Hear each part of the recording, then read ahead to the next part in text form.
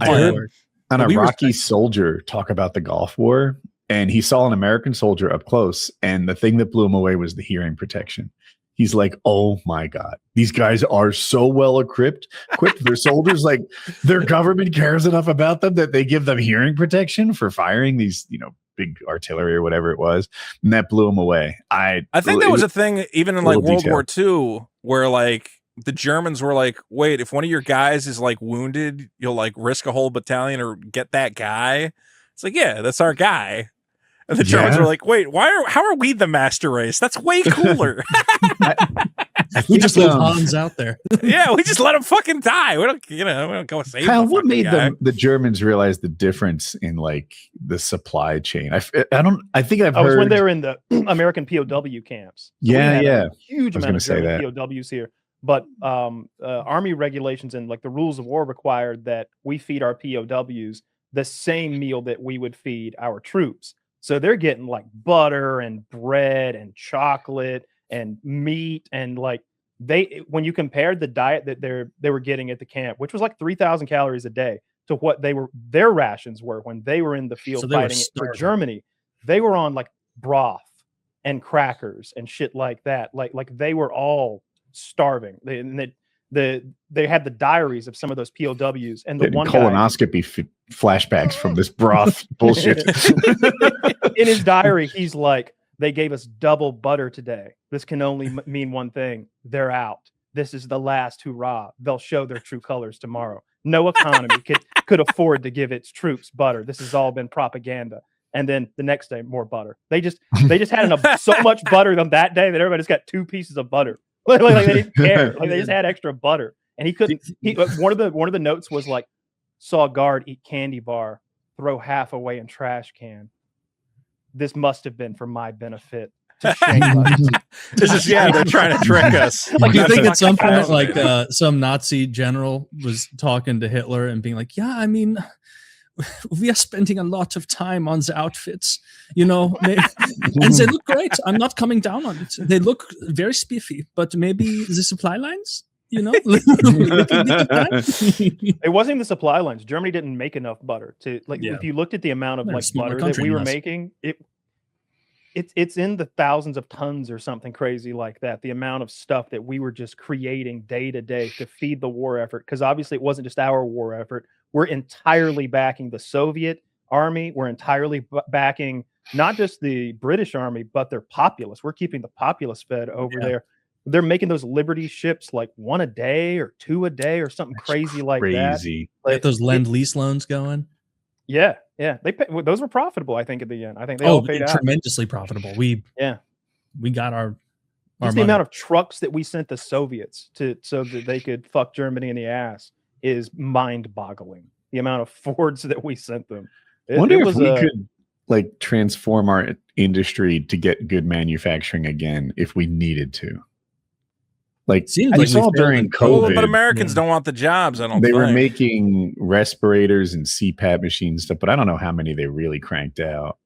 I don't know how. I don't know what they would be making. I don't know. The story of the guy who I think the army was like, "Hey, we got enough fucking tanks, man. We're not fighting a land war anytime soon. You guys can stop making tanks." And there's one congressman who goes, "My district makes tanks and will make tanks forever, because if that factory shuts down, I don't get elected again." So we were basically just churning out tanks to keep one guy in office, because he's like, that's 90% of the jobs in my district is making these fucking things. I like having tanks. It's a neat thing. Yeah, but we have tanks. I don't know. Now a bunch of the Taliban has those tanks, and as soon as they figure out how to work them, we're in trouble. The trouble with tanks is they're like 10 million to make and 500 to break. Like that's a lot of people think tanks are yesterday's war. I don't know shit about war because tanks are such a cool thing. It depends where you're fighting the war, but where they're fighting that Ukrainian war, they said they finally admitted that they've got completely autonomous kill drones now. The Ukrainians. Once they send it toward the enemy lines, and once it passes a certain distance from the friendly lines, it goes into what they call Terminator mode, where it kills any person it encounters. Like it completely autonomous, no people required, nothing. Any to jam. person? Yes, any person it sees. That doesn't seem like. It seems like. What if it's some fucking lady or some kid? Well, again, they're sending it towards in like the woods and shit of a war. You know, like they're not. Don't go walk around in the fucking war. I guess they're pretty confident. There's only soldiers right there. How sophisticated is it? Like blowing up deer? Like I don't know. But it's stuff like that, and it's stuff like those land drones, which are essentially just a four-wheeled, like an ATV, like a big heavy-duty four-wheeler with an armored cage around it, and on top there's a 50 caliber machine gun with a thermal optic and a remote control. And there's some guy who knows where, maybe 100 yards away, maybe 100 miles away, remote controlling a Terminator with a 50 cal and a thermal sight on it. That the whole rig probably cost in the tens of thousands, and it would be incredibly difficult to deal with something like that. See, the Ukrainians are stupid because if they want to fund the war effort, just go for $1 million. You can come pilot one of the kill drones and just go at it. And there are all sorts of weirdo millionaires who'd be like, abso-fucking-lutely, I want to pilot the kill drone for a day. I want to ride around the fucking Ukrainian woods and just light people up. Kyle, have you seen the balloons? There's balloons now. Oh my gosh. Yeah. So like taking a step backwards. These balloons are, I don't know how big they are. I couldn't, because I just saw it with the drone hanging from it, and I didn't know how big the drone was for scale. But the drone looks like an airplane, right? An airplane shaped drone. And the balloons, the prevailing winds go from west to east. So from Ukraine to Russia. And they just launch it high, like 8-10 kilometers high. And it just blows in the general direction of Russia. So if they need to get something 1,000 kilometers away, then the first like 800 are just trade winds and balloons. And then it releases it from the balloon. And from there, it gets piloted and autonomous and hits its target. And the Russians can't replicate it because the wind doesn't go the other way. Of course not. Of course they can't. Yeah, that is so genius. This is something I think about a lot. And then like I have a little more to add. Drones scarier. I would have never thought of that. That's so cool. A lot of the energy that these drones use that limits their travel distance is spent gaining altitude. So by the balloon taking it like kilometers high and of course 1,000 kilometers away, like the energy now is almost gliding. Like it can go really far from that point if the wind doesn't take it exactly where it needs to go, because it's starting at thousands and thousands of feet in the air. Sick. Pretty neat. Balloons were the only American casualties on American soil during World War II. I do know that. Yeah. Oh yeah. The Japanese were like, wasn't it? It was the Japanese, right, Kyle? Yeah. Yeah. They're like, what if we just put a bomb on a balloon and let the fucking jet stream carry it to America? What would happen? And it turns out one American family going out picnicking would randomly get bombed in the middle of nowhere. And you're like, dude, how unlucky do you have to be the only American family that gets hit by a Japanese bomb when you're out for a stroll? That sucks. I've never heard the worst.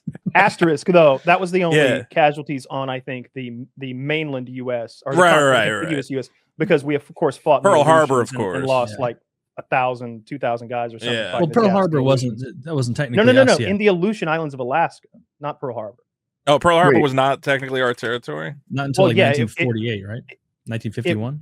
It was, but what I'm saying is like there's a different. We fought on the ground with rifles and shit against in the Aleutians, whereas the war technically hadn't begun yet when Pearl Harbor happened. I'm not counting those.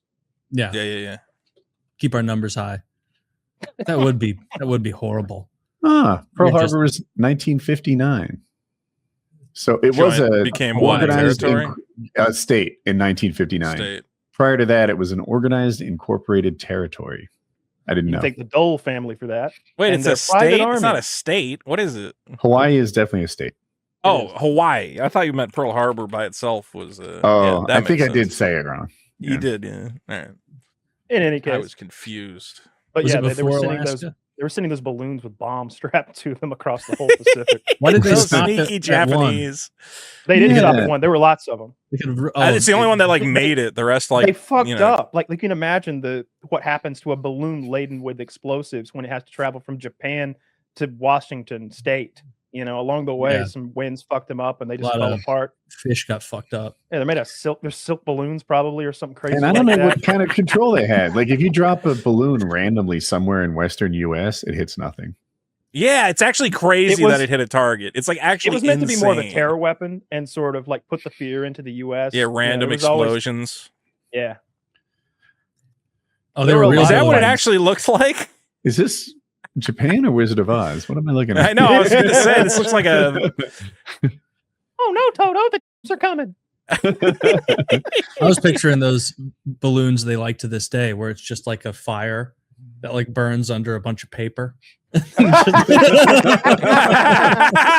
the dancing lanterns, child. No, get out of there! Get out of there! I've seen those ceremonies where they release a ton of those, whether it's China, Korea, Japan, whatever. And every time I'm like, this is irresponsible. Like something could go wrong. On the East here. Coast, it might work. On the West Coast, we definitely start a forest fire. I don't know what 100%. happens to them. I've launched them before. It's really cool to do. Like they're fun to do and like watch them go off. And like we all did it at a party one night, sent them all off floating, and we kind of sat there drinking, looking up at the night sky as they slowly got small. But in the back of your head, you're like, it'll go out before it comes down, right? I mean, that is like the way this works. When it goes out, the balloon comes down. We're safe, right? There's not like we're not going to burn anybody's house down. I don't think there's any way for that thing to last and land, right? It would be a very. You wouldn't. It's all tissue Goldberg-esque. paper, so like you think it kind of. I don't know what happens. I assume the candle eventually just burns. It seems out totally plausible that the paper balloon catches fire and lands in a fiery. It's well crafted tissue paper. My bad. I didn't realize show it us was an well image of one of these crafted. things. These things are well crafted. Those people are good with their hands. Show a paper lanterns are banned in 24 U.S. states, so apparently they are a big problem that we're not thinking about. A massive fire at a recycling plant in the West Midlands is thought to have been started by Chinese lanterns. Okay. So a factory in the UK burned down from the majesty of the dancing That's racist lights. Propaganda. Yeah. What next to MSG started the fire? I don't believe it.